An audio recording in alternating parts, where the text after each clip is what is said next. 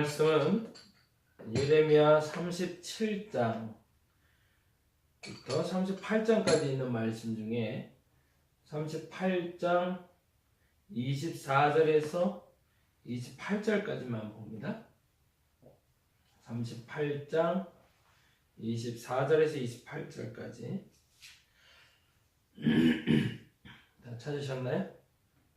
예, 제가 읽도록 하겠습니다. 24절에서 28절까지. 시드기야가 예레미야에게 이르되 너는 이 말을 어느 사람에게도 알리지 말라. 그리하면 내가 죽지 아니하리라. 만일 고관들이 내가 너와 말하였다 함을 듣고 와서 내게 말하기를 내가 왕에게 말씀한 것을 우리에게 전하라. 우리에게 숨기지 말라. 그리하면 우리가 너를 죽이지 아니하리라. 또 왕이 내게 말씀하신 것을 전하라 하거든 그들에게 대답하되 내가 왕 앞에 간구하기를 나는 요나단의 집으로 되돌려 보내지 마소서 그리하여 거기서 죽지 않게 하옵소서 하였다 하라 하니라. 모든 고관이 예레미야에게 와서 물으매 그가 왕의 명령한 모든 말대로 대답하였으므로 일이 탈로 되지 아니하였고 그들은 그와 더불어 말하기를 그쳤더라. 예레미야가 예루살렘이 함락되는 날까지 감옥들에 머물렀더라. 아멘. 아무에게도 알리지 말라 라는 제목으로 말씀 나누려고 합니다. 해야 될 말이 있고요, 하지 말아야 될 말이 있죠. 감춰야 될 게 있고요, 드러내야 될 게 있고요.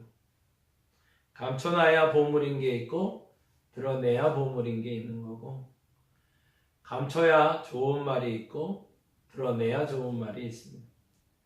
근데 우리는 감춰야 될 것을 감추지 못하고 드러내야 될 것을 드러내지 못하여 그 다음, 보다 정확히는 내일을 살지 못하는 어리석음을 경험하게 됩니다.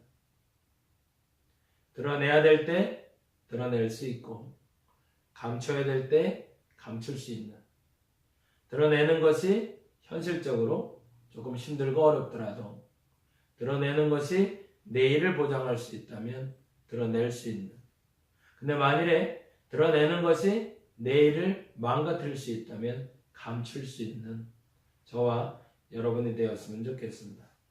오늘 본문 얘기를 조금 좀 나누고 시작을 해야 됩니다. 오늘 본문은 시드기야라는 왕에 대한 이야기예요.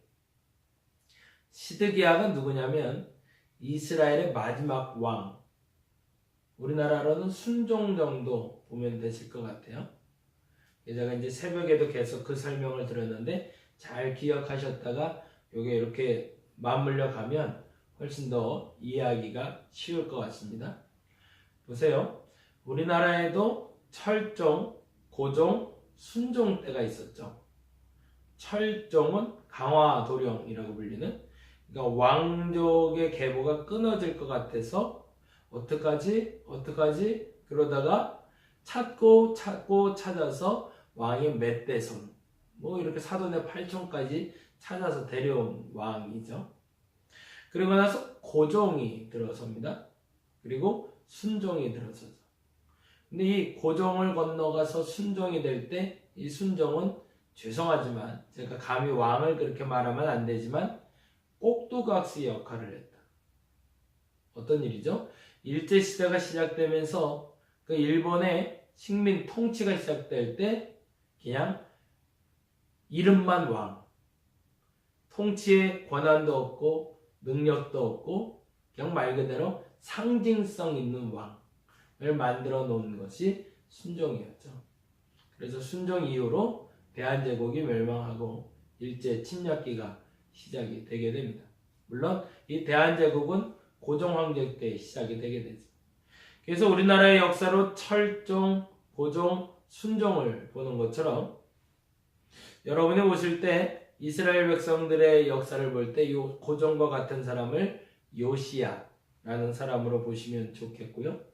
그리고 요 순종과 관련된 사람을 여호와김, 시드기야까지 보시면 좋을 것 같아요. 그렇게 보시면 큰 틀에서 크게 벗어나지 않게 보실 수 있겠습니다. 일제시대를 상징하는 그때를 요 바벨론 포로로 잡혀간 때로 이렇게 한번 오버랩해서 보자는 거예요. 그러니까 우리나라가 있고요. 그리고 유다가 있어요. 유다의 역사는 BC 605년에서 586년까지를 보는 거고요. 우리나라는 역사로는 잘 모르겠는데 1910년경으로 보면 좋겠네. 그러니까 1882년경부터 보면 좋겠네. 이모군란이 일어날 때니까 1882년부터 1910년까지 정도로 보시고, 그리고 여기는 605년에서 586년 됐죠? 이렇게 두 개 놓고 보는 거예요. 이 두 개 놓고 보고, 그리고 왕을 볼 때는 여기서는 우리나라에서는 누구요? 철정, 고종, 순종. 철정, 고종, 순종을 보고요. 여기서는 요시야, 그리고 여호와김, 그리고 시드기야까지 보자고요. 근데 어떻게 만나고 있다고요? 고종이 요시야 때, 이때를 만나고, 순종 때가 여호와김, 그리고 시드기야까지. 그래서 고종 황제는 요시야와 마찬가지로 어떤 사람, 나름대로 나라를 새롭게 해보려던 사람, 그렇게 정리를 해놓자고요. 고종 요시야, 나라를 새롭게 하려는 사람, 그리고 또 순종, 미안하지만 꼭두각시, 여호와김, 시드기야, 꼭두각시.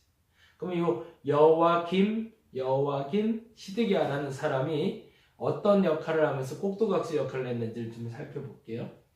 요시야 왕 때 열 왕들이 수군 되고 있었어요. 어떤 일이냐면 유다를 중심으로, 이스라엘을 중심으로 열 왕들이 강대국이 됐다가 패망했다가 강대국이 됐다가 패망했다가 이 일을 반복하고 있었던 거예요. 그러다 보니까 어느 편으로 드는 게 이로울지를 판단하기 어려울 때가 되는 겁니다. 아예 항상 미국은 강해, 중국은 강해, 이게 그냥 계속 영원불변처럼 계속 강대국은 강대국이고 약소국은 약소국이면 그 약소국이 강대국에 그냥 빌붙어 살면 되는데, 아니면 그냥 독립국가로 살면 되는데 이도저도 아닐 때라는 거예요. 강대국은 강대국대로 강해져야 되는데 강대국이 자꾸 약소국가가 되고, 약소국가는 그러다 보니까 여기 붙었다가 저기 붙었다 이래야 되는 상황. 근데 요시야 왕 때 그랬어요. 그래서 한 번쯤 도전해보고 싶었던 거죠. 나라가 좀 나라답게 나라 안에서 재정이나 어떤 자립도를 만들고 싶었던 건데, 그래서 종교적인 개혁도 해보고 나라를 새롭게 세워보려고도 노력을 했는데 그게 안 돼요. 이미 많이 기울어져 있기 때문에 이걸 다시 세우려고 해도 안 세워지는 거죠. 팔씨름이라고 그러죠. 팔씨름 할 때도 어느 정도의 경쟁 구도가 계속 될 때는 서로 막 이렇게 넘어갈 듯 안 넘어갈 듯 하면서 안 넘어가는데, 어느 정도 일정 시간 이상으로 팔뚝이 넘어가면 그냥 끝나는 거잖아요. 가세가 많이 기울어서, 정확히 말하면 나라의 운명이 많이 기울어서 요시야가 아무리 세워보려고 해도 이게 세워지질 않는 거예요. 이게 세워지질 않으니 어떻게 답이 안 나오는 거죠. 근데 결국에는 요시야도 싸움에 나갔다가 전사하고 말고, 그리고 나서 이스라엘 왕이 쓰게 되는데 여호와김, 시드기야라는 왕이 쓰게 돼요. 근데 이 여호와김은 친애굽 정책을 펴요. 이집트, 지금의 이집트라는 그 애굽이라는 나라를 빌붙게 돼요. 그 나라가 강대국인 것처럼 보였던 거죠. 그래서 여호와김은 애굽에 이렇게 빌붙어서 한번 힘써서 이겨버리라, 내 나라를 한번 세워버리라 그랬는데, 그때 신흥 강국인 바벨론이 확 하고 올라온 거예요. 그래서 이 바벨론 때문에 결국에는 이 애굽 정책을 쓰던 여호와김이 쫓겨나고 여호와긴이라는 왕이 세워지게 돼요. 근데 이 여호와긴은 그래서 친 바벨론 정책을 폈었는데, 그리고 얼마 되지 않아 폐위됩니다. 그리고서 시드기야라는 왕을 다시 바벨론에서 세우게 돼요. 그게 이제 오늘 본문에서 이렇게 얘기가 나오고 있는데, 37장 보니까 이렇게 돼 있어요. 37장 1절에 요시야의 아들 시드기야가 여호와김의 아들 고나야의 뒤를 이어 왕이 되었으니 이는 바벨론의 느부갓네살 왕이 그를 유다 땅의 왕으로 삼음이었다. 그러니까 이 여호와김 아들 고니야라고 되어 있는 여호와킨을 물려내고 이 고니야를 물려낸 다음에 시드기야라는 왕을 세워서 나름대로 바벨론이 요리를 해보고 싶었던 거죠. 유다라는 나라를. 근데 이 시드기야가 그러면 어떤 정책을 펴야 되죠? 여호와김은 친애굽 정책을 펴서 바벨론 때문에 이놈! 해갖고 쫓겨난 왕이고, 여호와긴은 바벨론에서 세운 왕이긴 하지만 이게 심마리가 없고 재미가 없으니까 나의 말을 잘 들을 만한, 그러나 유다의 정통성을 가진 왕 시드기야를 세워놓고 내가 요리를 해보리라. 그래서 세운 게 시드기야였으니 시드기야는 친애굽이 아니라 친바빌론 정책을 폈어야 맞는 거예요. 그죠? 어렵나요? 네. 아니 그렇잖아요. 나를 왕으로 삼아준 사람에게 나는 충성해야 되는 거잖아요. 근데 나를 왕으로 삼아준 이에게 내가 충성을 하지 않으면 이 사람은 그 왕으로 세운 사람에게 밉상이 되는 거죠. 근데 지금 다음과 같은 일이 벌어지고 있는 거예요. 그래서 그 설명을 그렇게 드린 거예요. 아까 말한 대로 고종, 순종 얘기한 것처럼 지금 요시야 다음에 여호와긴, 시드기야 이렇게 된다고 그랬죠. 그리고 이 시드기야가 무슨 정책을 써야 된다? 지금 친바벨론 정책, 친애굽 정책이 아니라. 그런데 한번 보겠습니다. 37장 1절에 보니 다시 읽을게요. 요시야의 아들 시드기야가 여호와김의 아들 고니야의 뒤를 이어, 이 고니야가 여호와킨이라 불리는 제 19대 왕입니다. 왕이 되었으니 이는 바벨론의 느부갓네살 왕이 그를 유다 땅의 왕으로 삼음이라. 누구 때문에? 바벨론 때문에 왕으로 되었으니 시드기야는 무슨 정책? 바벨론에 대한 친바벨론 정책을 써야 되는데, 근데 2절에 보니 이렇게 되어 있습니다. 2절. 그와 그의 신하와 그의 땅 백성이 여호와께서 선지자 예레미야에게 하신 말씀을 듣지 아니하리라. 그러면 이 말은 무슨 말일까요? 이게 이제 설명이 돼야 돼요. 보세요. 바벨론의 느부갓네살 왕이 유다 왕으로 시드기야를 세웠으니 시드기야는 바벨론 왕의 말을 잘 듣는 친바벨론 정책을 써야 되는데 2절에 보니 여호와께서 선지자 예레미야에게 하신 말씀을 듣지 아니했대. 그건 무슨 말일까요? 예레미야라는 사람이 친바벨론 정책을 써야 된다고 말했는데 그 말을 듣지 않았다는 얘기죠. 어렵나요? 이게 제가 쉽게 한다고 하는데도 이게 잘 안 되나 봐요. 잘 들어보세요. 시드기야는 바벨론 왕이 세웠어요. 이해가 되셨어요? 네. 시드기야는 바벨론 왕이 세운 왕이에요. 그러니까 바벨론 왕이 하라는 대로 해야 돼요. 그런데 이 시드기야가 그렇게 하지 않았다는 표현을 2절에서는 다음과 같이 하고 있는 겁니다. 여호와께서 선지자 예레미야에게 하신 말씀대로 듣지 않았다고. 그러면 예레미야가 무슨 예언을 했다는 거예요? 무슨 말을 했다는 거죠? 친바벨론 정책으로 밀고 가야 됩니다 라고 얘기했다는 거죠. 그런데 시드기야가 그 말을 안 들었대요. 그리고 3절에 이렇게 얘기합니다. 3절 시드기야 왕이 셀레마의 아들 여후갈과 마하세야의 아들 제사장 스바냐를 선지자 예레미야에게 보내 청하되 너는 우리를 위하여 우리 하나님 여호와께 기도하라 라고 했대요. 이게 좀 말의 어폐가 있는 거죠. 보세요. 시드기야는 지금 뭘 하고 싶어요? 친바벨론 정책을 해야 되는데 하기 싫어요. 근데 하나님은 친바벨론 정책을 취하라고 하세요. 이걸 좀 쉽게 얘기하면 우리 아들이 하람이잖아요. 하람이한테 엄마 말 잘 들어라 라고 내가 얘기를 한 거예요. 근데 엄마 말 잘 듣기가 싫어요. 그래서 이모 말을 듣는 거예요. 그러니까 내가 다시 한번 얘기하는 거죠. 엄마 말 잘 들어야 돼. 근데 싫어요. 난 이모 말 들을 거야. 이렇게 간다는 거예요. 그러니까 시드기야 보고 친 바벨론 정책을 펴시오 라고 하나님이 얘기했는데 그 말을 안 듣고 친 애굽 정책을 피면서 다음과 같이 이야기하는 겁니다. 나를 위해서 기도해달라고. 이걸 기도를 해줘야 돼요? 말아야 돼요? 우리는 이렇게 기도할 수 있어야 돼요. 이 기도법이 달라져야 돼요. 그건 무슨 말이냐면 너는 우리를 위하여 우리 하나님께 기도하라. 거기다 줄을 좀 쳐놓으세요. 너는 우리를 위하여 우리 하나님께 기도하라 라고 말하지 않고 너는 우리가 어떻게 해야 할지 우리 하나님께 기도하라로 바뀌어야 됩니다. 그게 진짜 기도인 거죠? 지금 내가 하는 일이 하나님 뜻에 반하는 거잖아요. 잘못하고 있는 거잖아요. 실수하고 있는 거잖아요. 나는 뭘 구하고 있는 거예요? 하나님이 원하는 뜻이 아니라 내가 원하는 걸 찾고 있는 거잖아요. 그리고 이 내가 원하는 걸 이루기 위해서 시드기야는 이렇게 기도하기를 원하는 거죠. 하나님께 기도하기를 내가 원하는 이것을 이루어 달라고 기도하라 라고 예레미야에게 부탁하는 거죠. 이 기도가 옳은 기도일까요? 아니라는 거예요. 그러면 진짜 기도는 뭐예요? 내가 너희를 위하여 기도하는 것이 아니라 너는 우리가 어떻게 하나님 앞에 해야 될지 기도하라. 이렇게 해야 되는 거죠. 그러면 기도 응답은 어떻게 나와야 되는 거예요? 하나님 앞에서 잘못된 일을 하지 않고 하나님의 뜻대로 행할 수 있어야 되는 거죠.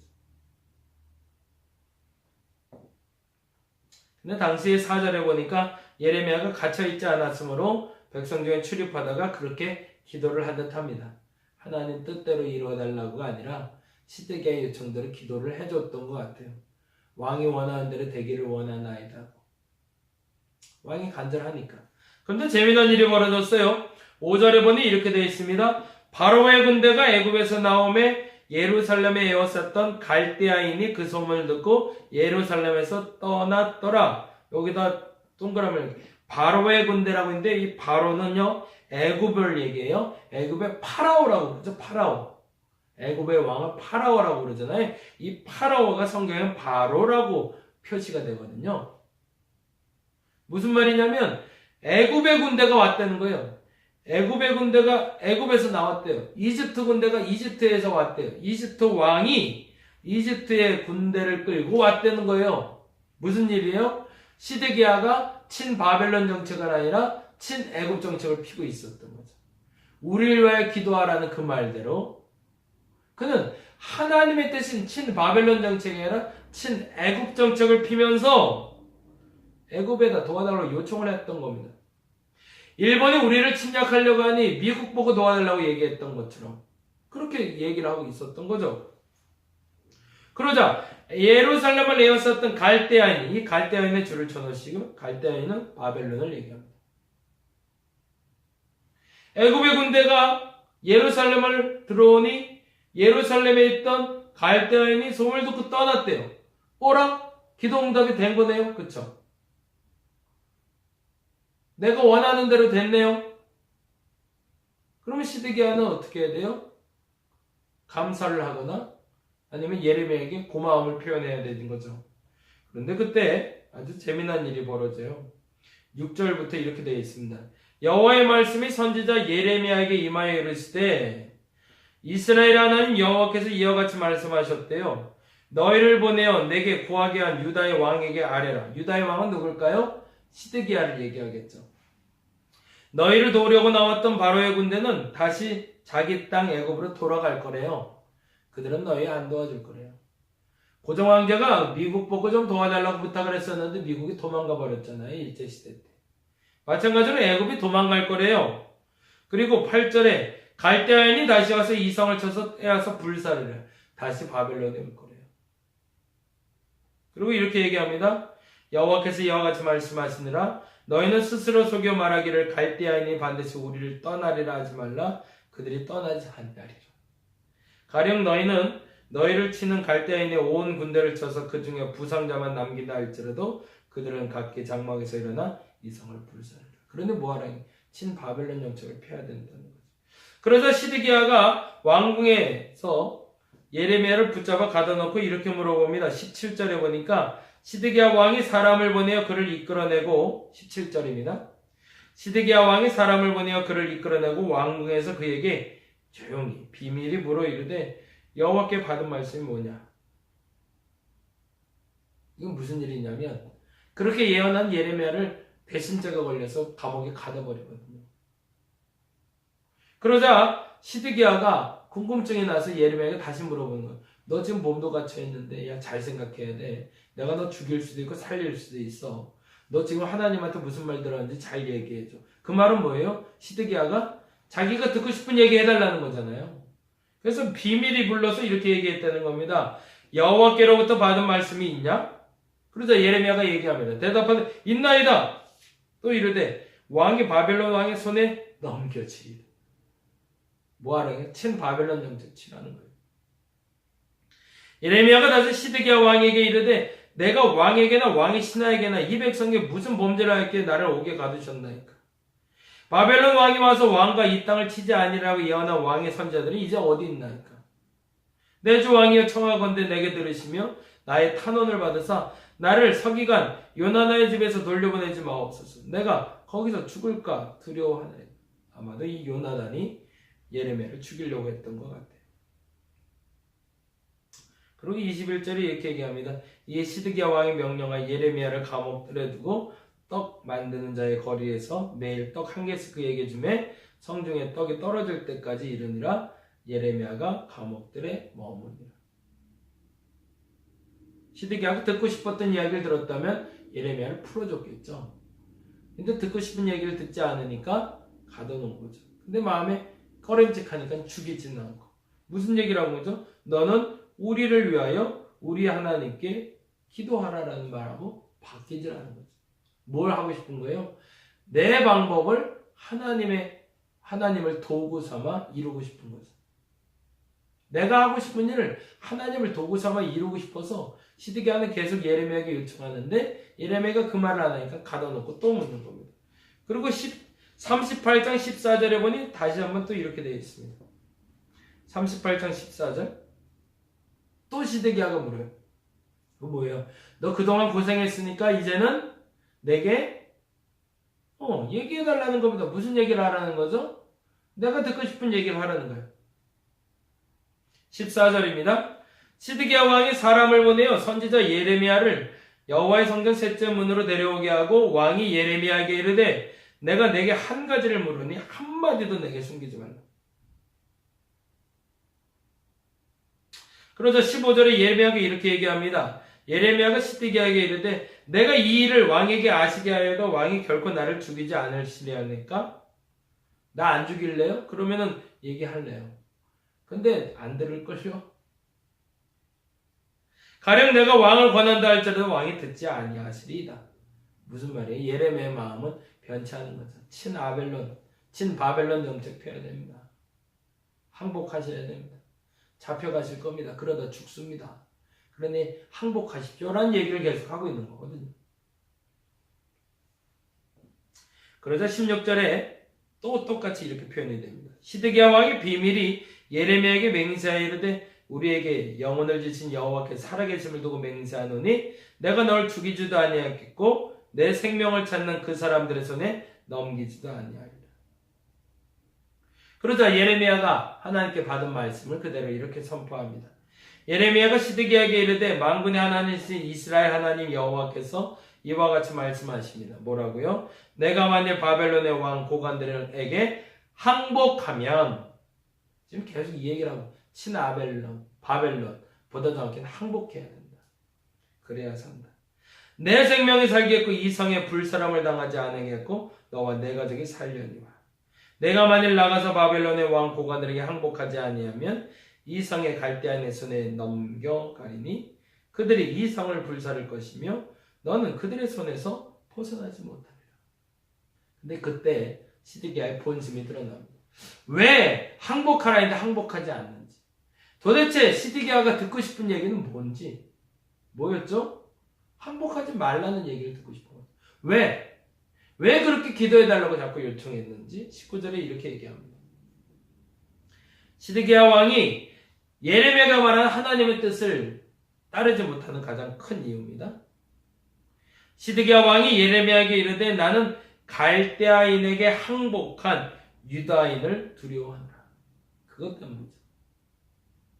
염려하건대 갈대아인이 나를 그들의 손에 넘기면 그들이 나를 뭐한대요? 조롱할까. 세상이 나에게 손가락질을 할까봐, 내 체면 구길까봐, 쪽팔릴까봐 못하겠다는 거예요.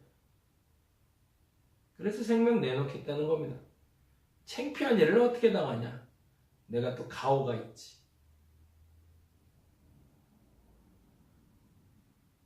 그런데 안타깝게도 예레미야는 왕에게 다시 한번 이렇게 얘기합니다. 예레미야가 이르되 그 무리가 왕을 그들에게 넘기지 아니하리다. 걱정 말라고. 조롱하지만 그러나 그들이 더 이상 괴롭히지 못할 거라고.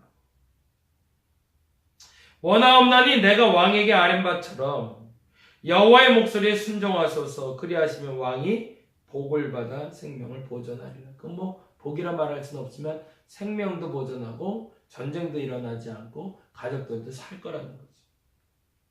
그러나 만일 항복하기를 거절하시면 여호와께서 내게 보이신 말씀대로 될 것이다. 그러자 이 말을 들은 시드기야는 다음과 같이 이야기합니다. 24절이죠. 시드기야가 예레미야에게 이릅니다. 뭐라고 하냐면 너는 이 말을 어느 사람에게도 알리지 말라. 결국에 하겠다는 얘기, 안 하겠다는 얘기예요. 안 하겠다는 얘기죠. 처음에 말씀드린 것처럼 드러내야 될 게 있어요. 죄가요 창피해요. 죄를 고백하는 것처럼 창피한 일이 어디 있어요. 옛날에 내가 이거 했었어, 저거 했었어. 옛날에 내가 담배를 좀 많이 피웠었어. 옛날에 내가 술을 좀 많이 먹었었어. 옛날에 돈을 다 날렸었어. 창피한 얘기가 어마어마하게 많아요. 근데 그 창피한 것이 한 번 창피하고 영원히 행복할 수 있다면 드러낼 필요가 있는 거죠. 근데 우리는 그 수치가 드러나는 게 싫어서 죄에 대한 회개를 하지 않습니다. 그 수치가 드러나는 게 싫어서 하나님 앞에 나오질 않습니다. 한 번 창피하면 그 다음에 영원히 행복할 수 있는데 그 한 번 창피가 싫어서 사과를 안 해요. 그래서 관계가 회복되질 않아요. 무엇을 넘어서야 되고 무엇을 감춰야 되고 지금 내가 무엇을 해야 되는지를 알지 못한다는 겁니다. 그리고 우린 동일하게 기도와 아낀다. 그리고 기도 요청을 하는 거죠. 너는 나를 위해서 기도해달라. 그럼 난 무슨 기도를 해야 되죠? 제가 여러분을 위해서 기도해야 됩니다. 여러분이 저에게 기도해달라고 요청합니다.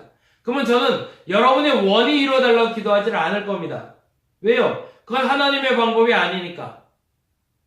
비밀로 해달라고 합니다. 근데 드러내야 될 게 있습니다. 왜요? 여러분을 살리려고요. 비밀로 해달래요. 말하지 말아달래요. 그러다 여러분이 잘못되는 모습을 내가 봐야 되면 그걸 감춰줘야 되는 게 맞아요? 드러내는 게 맞아요? 드러내는 게 맞는 거죠. 알리지 말라고 해서 알리지 않으면 이 사람이 죽으니까. 근데 죄송하지만 예레미야는 그 왕의 말에도 또 순종을 합니다. 그리고 결론은 이렇게 돼요. 39장 6절입니다. 바벨론 왕이 림나에게 시드기야의 눈앞에서 그의 아들들을 죽였고 왕이 또 유다의 모든 귀족을 죽였으며 왕이 또 시드기야의 눈을 빼게 하고 바벨론으로 옮기려고 사슬로 결박하였더라. 이게 끝이었어요. 막지 못했어요. 순종하지 않으니까. 드러내지 않으니까. 알리지 말라? 알리지 말아야 될 게 있죠. 창피할 것 같아서. 근데 알려야 바르게 되는 것들이 있어요. 오늘 이 시간에 여러분이 밝히 드러나야 될 것이 드러나기를 바랍니다. 한번 창피하지만 영원히 행복할 수 있어요. 그러면 죄는 하나님 앞에 드러나야 됩니다. 오늘 기도하실 때 이렇게 기도하시기 바랍니다. 첫째 기도는 하나님 내가 좀 창피하지만 이 창피함이 드러나서 온전해질 수 있다면 하나님 나의 창피함이 드러나게 해달라고 기도하시기 바랍니다. 아예 내 체면에 있지. 이 창피해서 내가 그 말을 어떻게 해? 그 말을 해야 관계가 풀린다면 남편에게도 아내에게도 자녀에게도 그 말을 하시기 바랍니다. 그렇게 사과하셔야 됩니다. 그래야 관계가 회복되는 겁니다. 그냥 퉁 하고 앉아갖고 이도 아니고 저도 아니고 계속 똑같은 방법으로 가지 마시고 미안하다 한마디만 하면 풀릴 일이라면 미안하다 해야죠. 내가 잘못했다 한마디만 하면 된다면 잘못했다 말해야죠. 그러면 해결될 수 있으니까. 비밀이라 감추지 마시고 드러낼 수 있는 분들 되셔야 됩니다. 그게 예수 믿는 사람들입니다. 제가 만일 여러분이 내게 그렇게 알리지 말아달라고 부탁하더라도 내가 알려야 된다 여겨주면 제가 알리더라도 저를 용서해달라고 말하진 않겠지만 이해해 주시기 바랍니다. 왜요? 그래야 여러분이 사니까. 그렇게 드러나게 할 겁니다. 그렇게 드러났을 때 여러분 너무 창피하지 마시고 그걸 인정하고 여러분 삶이 하나님 앞에 나아갈 수 있기를 바랍니다.